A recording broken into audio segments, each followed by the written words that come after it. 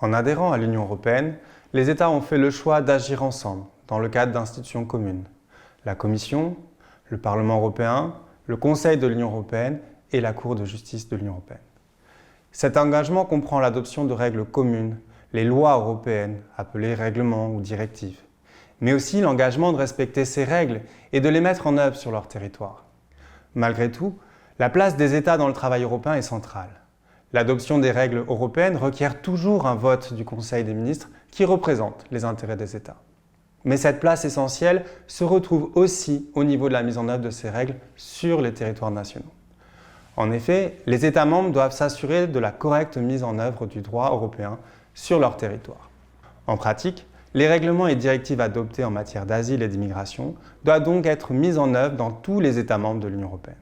Mais les États doivent également s'assurer qu'aucune règle nationale, passée ou future, ne soit contraire à la règle européenne. C'est ce qu'on appelle le principe de primauté du droit de l'Union européenne. Ce principe implique qu'une fois adoptée, la règle européenne prime sur la règle nationale, c'est-à-dire que le droit européen est supérieur au droit national. Ce principe a été consacré par la Cour de justice en 1964 et n'a jamais été remis en cause par les traités. Le respect de ces obligations est assuré par deux mécanismes principaux. Le premier mécanisme, interne, est la garantie par le juge national qui doit contrôler, au moment d'un procès, si le droit de l'Union européenne a été correctement appliqué.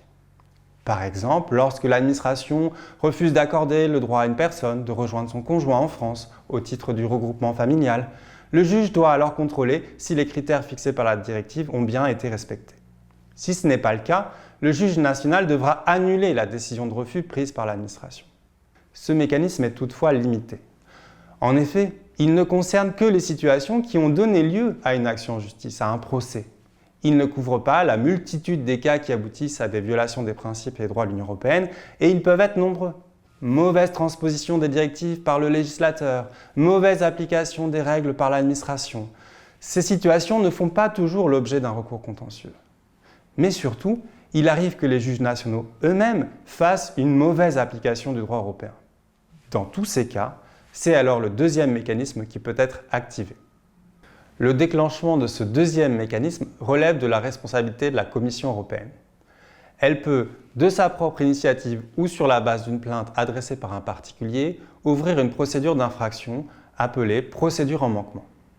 Il s'agit de faire constater par le juge européen, la Cour de justice de l'Union européenne, qu'un État a manqué à ses obligations, c'est-à-dire qu'il n'a pas appliqué ou mis en œuvre correctement le droit de l'Union européenne. Cette procédure comprend deux étapes.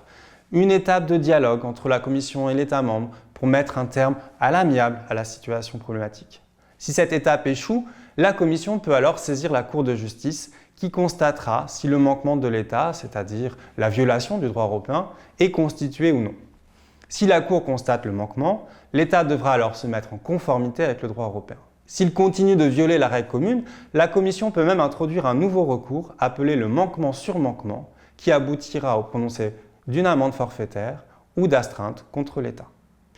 En pratique, la grande sensibilité politique qui entoure les questions d'asile et d'immigration a toutefois conduit la Commission européenne à être très prudente dans ses actions contre les États membres.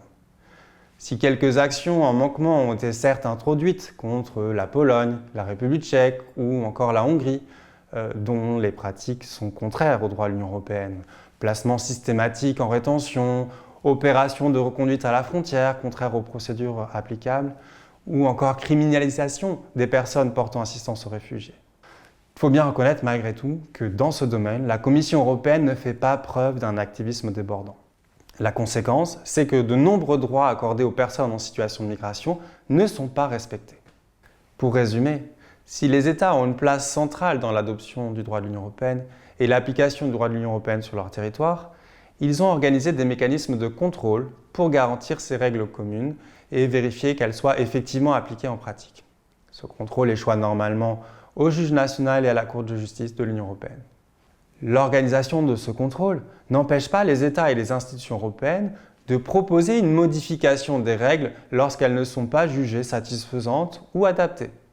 C'est notamment l'objet du pacte sur l'asile et l'immigration présenté par la Commission européenne et négocié par le Conseil et le Parlement européen depuis 2020.